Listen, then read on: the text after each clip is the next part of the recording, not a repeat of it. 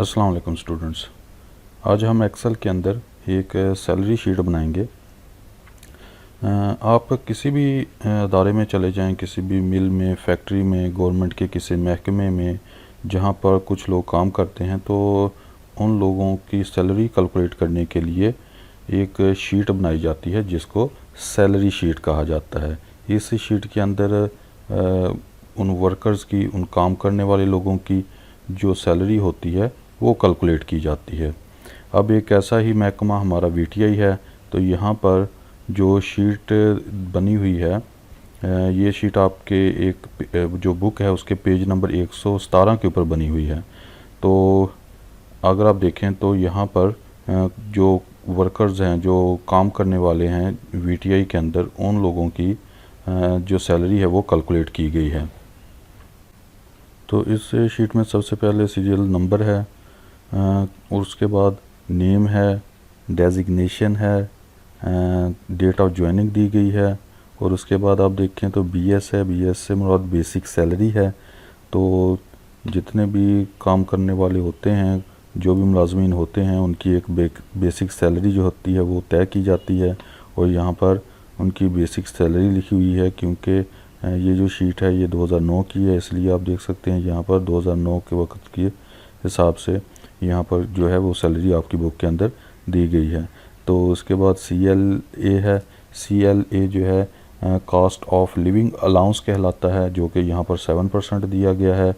HRA है, ये house rent होता है। तो जो मुलाजमीन होते हैं उनको जहाँ तो रहाइश दे दी जाती है, क्वार्टर दे दिए जाते हैं, जहाँ फिर उनको हाउस रेंट जो है वो दे दिया जाता है, ताकि वो जो वर्कर्स हैं, जो मुलाजमीन हैं, वो रहाइश अख्तियार कर सकें, और अगर उनका तबादला वगैरह हो जाता है तो उनको कोई प्रॉब्लम ना हो। उसके बाद UA अलाउंस है। UA जो है ये यूटिलिटी अलाउंस है। इसी तरह से उनको मेडिकल अलाउंस दिया गया है। यहाँ पर मेडिकल अलाउंस 15% दिया गया है। इस तरीके से CA अलाउंस है। CA कन्वीनियंस अलाउंस, या इसको ट्रांसपोर्ट अलाउंस भी कहा जाता है। और इसके साथ PUL है। PUL जो है ये पोजीशन ऑफ लीडरशिप अलाउंस कहलाता है, जो कि महकमा जो है एजुकेशन उनके लोगों के लिए ही मखसूस होता है। टीचिंग जो स्टाफ होता है उनके लिए ये मखसूस होता है, उनको ही दिया जाता है। और यहाँ पर ये CA या PUL अलाउंस जो है वो 10% लगाया हुआ है, और उसके बाद टोटल जो है ये इंक्रीमेंट जो है ये यहाँ पर कैलकुलेट की गई है। उसके बाद एरियार्स हैं। एरियार्स कुछ कमी बेशी हो सकती है कि जब इसको कैलकुलेट करते हुए या किसी वजह से कोई और मसला आ गया है, कुछ जो है वो कमी बेशी हो गई है, तो वो यहाँ पर एरियार्स के अंदर लिखी जाती है। उसके बाद एरियाज़ को मिला के यहाँ पर इसका टोटल काउंट किया जाएगा। अच्छा, जिसके बाद ये सारी चीज़ें तो इसमें ऐड होंगी। बेसिक सैलरी के अंदर जितने भी अलाउंसेस हैं जो कि गवर्नमेंट मुलाजमीन को या किसी भी मिल के अंदर, फैक्ट्री के अंदर, कहीं पर भी जो लोग काम करते हैं, जो मुलाजमीन काम करते हैं, उनको जो अलाउंसेस मिलते हैं वो उनकी बेसिक सैलरी के अंदर ऐड हो जाते हैं। तो बेसिक सैलरी में ऐड होने के बाद जो सैलरी बनती है उसको ग्रॉस सैलरी कहा जाता है। तो यहाँ पर जो हम टोटल सैलरी मालूम करेंगे ये ग्रॉस सैलरी कहलाती है। इसके अंदर बेसिक सैलरी और तमाम अलाउंसेस जो होते हैं वो ऐड होते हैं। अच्छा, उसके बाद जो है कुछ कटौतियाँ होती हैं, जैसे प्रोविडेंट फंड है वो काट लिया जाता है। अगर कोई टैक्स वगैरह है, इनकम टैक्स है जैसे, वो काट लिया जाता है। तो ये जो कटौतियाँ होने के बाद जो सैलरी बनती है तो उसको हम नेट सैलरी कहते हैं। तो ये 3 तरह की सैलरी हो गई। एक बेसिक सैलरी है, एक ग्रॉस सैलरी हो जाती है जो कि अलाउंसेस शामिल करने के बाद बनती है, और उसके बाद कुछ कटौतियाँ करने के बाद जो सैलरी बनती है उसको नेट सैलरी कहते हैं। और यहाँ पर ये 3 तरह की सैलरी हो जाती है। अच्छा, तो यहाँ पर सबसे पहले तो CL cost of living allowance है, जो कि 7% है। तो हम ये 7% कॉस्ट ऑफ लिविंग अलाउंस कैसे मालूम करेंगे, इसको हम देखते हैं। तो यहाँ पर हम एक फार्मूला लगाएंगे। तो हम लिखेंगे जी = E4। ये E4 क्या है जी, ये हमारा ये वाला सेल है, बेसिक सैलरी वाला। इसको मल्टीप्लाई कर देंगे 7% के साथ।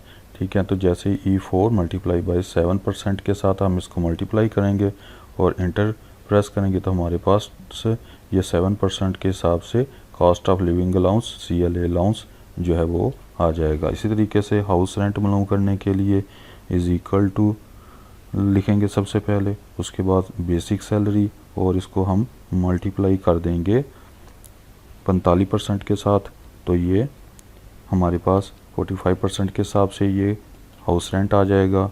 यूटिलिटी अलाउंस 10% है, तो हम इसी तरीके से इज इक्वल टू लिखेंगे बेसिक सैलरी मल्टीप्लाई बाय 10% कर देंगे, तो ये हमारे पास 10% के हिसाब से जो है वो यूटिलिटी अलाउंस आ जाएगा। मेडिकल अलाउंस मालूम करने के लिए इज इक्वल टू लिखेंगे और यहाँ पर बेसिक सेल वाला जो है सेल रेफरेंस देंगे, बेसिक सैलरी वाला सेल रेफरेंस देंगे और मल्टीप्लाई करेंगे 15% के साथ, क्योंकि यहाँ पर हम 15% के हिसाब से मेडिकल अलाउंस लगा रहे हैं। अच्छा, ये कुछ जगहों के ऊपर फिक्स भी हो सकता है, कुछ जगहों के ऊपर परसेंटेज के हिसाब से भी हो सकता है। जैसे कुछ जो अदारे हैं वो हो सकता है वो कहें कि जी सभी जो हैं जो वर्कर्स हैं, जो जितने भी मुलाजमीन हैं, सबका जो मेडिकल जो अलाउंस है वो सेम होना चाहिए, जैसे 2000 होना चाहिए या 5000 होना चाहिए, तो सभी का सेम भी हो सकता है। तो सभी के ऊपर हम जो है वो एक दफ़ा लिखने के बाद अप्लाई कर देंगे, ड्रैग कर देंगे, तो सभी के ऊपर हम सभी सेल्स के अंदर उसकी एक कॉपी जो है वो क्रिएट कर देंगे। अगर 15% के हिसाब से या किसी और वैल्यू के हिसाब से आपको बताया गया हो तो आप उस हिसाब से ये मालूम कर लेंगे। अच्छा, इसी तरीके से CA या POL अलाउंस है, तो ये 10% है, तो हम इज इक्वल टू लिखेंगे और उसी तरीके से बेसिक सैलरी वाला सेल रेफरेंस देंगे E4 और इसको मल्टीप्लाई कर देंगे 10% के हिसाब से। तो यहाँ पर हम इसको 10% के हिसाब से इसको मल्टीप्लाई कर देते हैं, तो ये हमारे पास CA अलाउंस आ गया और यहाँ पर हमने टोटल जो है इनका मालूम करना है। तो टोटल मालूम करने के लिए इन सभी सेल्स को सिलेक्ट करेंगे, साथ में उस सेल को भी सिलेक्ट कर लेंगे जिसके अंदर हम टोटल मालूम करना चाहते हैं। ऑटो सम के ऊपर क्लिक करेंगे, हमारे पास ये जो टोटल वैल्यू है ये आ जाएगी। अच्छा, एरियार्स के अंदर अगर कोई कमी बेशी है तो यहाँ पर लिखी जा सकती है, अगर कोई नहीं है तो हम इसको छोड़ देंगे और इसी तरीके से हम यहाँ पर इसका टोटल मालूम करेंगे। अब टोटल कैसे मालूम करेंगे? टोटल इंक्रीमेंट प्लस एरियार्स जो हैं इनको मिला के, तो यहाँ पर जो वैल्यू आएगी इन दोनों को टोटल करने से, यानी टोटल इंक्रीमेंट प्लस एरियार्स, तो ये हमारे पास टोटल जो है यहाँ ग्रॉस सैलरी जो है वो हमारे पास आ जाएगी। तो इसको हम ग्रॉस सैलरी भी कहते हैं। तो जैसे ही हम सम के ऊपर क्लिक करेंगे हमारे पास ये टोटल या ग्रॉस सैलरी मालूम हो जाएगी।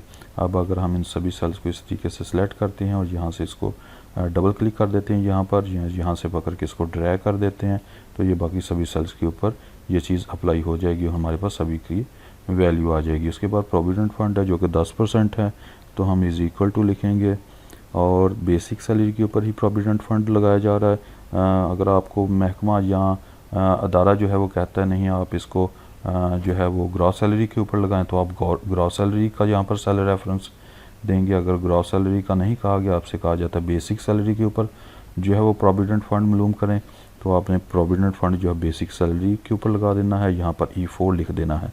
तो इसको मल्टीप्लाई करते हैं हम, तो मल्टीप्लाई करेंगे 10% के लिए 10% के साथ, तो E4 मल्टीप्लाई बाई 10%, तो इंटर करते हैं। यहाँ पर हमारे पास 10% के हिसाब से प्रोविडेंट फंड आ जाएगा। प्रोविडेंट फंड एक फ़ंड होता है जो कि हर माह में जो मुलाजमीन की सैलरी में से काट लिया जाता है और ये बैंक में जमा होता रहता है।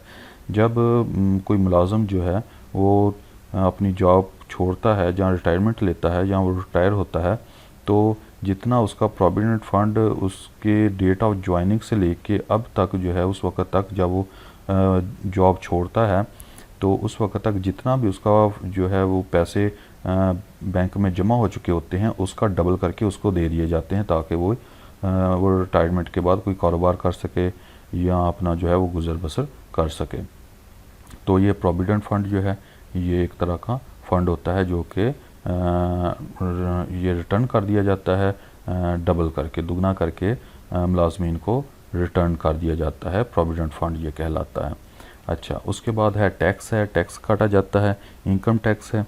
अब ये भी मुख्तलिफ़ तरीक़ों से काटा जा सकता है। जैसे अगर कोई महकमा कहता है कि जी अगर एक आदमी का जो आमदन है वो 20,000 या 25,000 से ज़ायद है तो उसके ऊपर टैक्स काटा जाए। अगर उसकी जो आमदन है वो 25,000 से कम है तो उसके ऊपर टैक्स ना काटा जाए। तो कल मैंने एक शीट करवाई थी, आप वहाँ से जो फार्मूला हमने वो लगाया था उसमें थोड़ी सी एडिटिंग करके आप यहाँ पर लगा सकते हैं टैक्स का फार्मूला कि अगर 25% से ज़ायद हो जाए तो उसके ऊपर इतने परसेंट के हिसाब से टैक्स लगा दिया जाए। अगर उसके जो है वो सैलरी उससे कम हो तो उसके ऊपर ज़ीरो टैक्स लगा दिया जाए। तो आप यहाँ पर वो फार्मूला अप्लाई कर सकते हैं। लेकिन अगर महकमा कहता है कि नहीं सभी के ऊपर जो है वो 6% के हिसाब से टैक्स लगा दें, 8% के हिसाब से टैक्स लगा दें, तो आप उस हिसाब से टैक्स लगा दें। चलें यहाँ पर हम अज्यूम करते हैं कि महकमा कहता है कि 6% के हिसाब से सभी मुलाजमीन की सैलरी के ऊपर टैक्स लगा दिया जाए।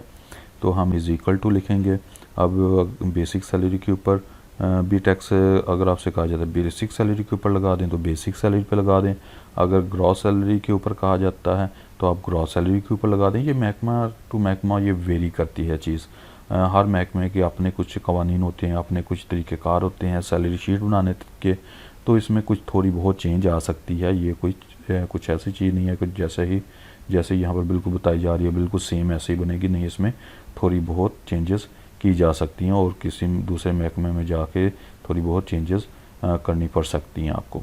तो यहाँ पर हम अज्यूम करते हैं कि यहाँ पर बेसिक सैलरी के ऊपर जो है वो 6% टैक्स लगना है।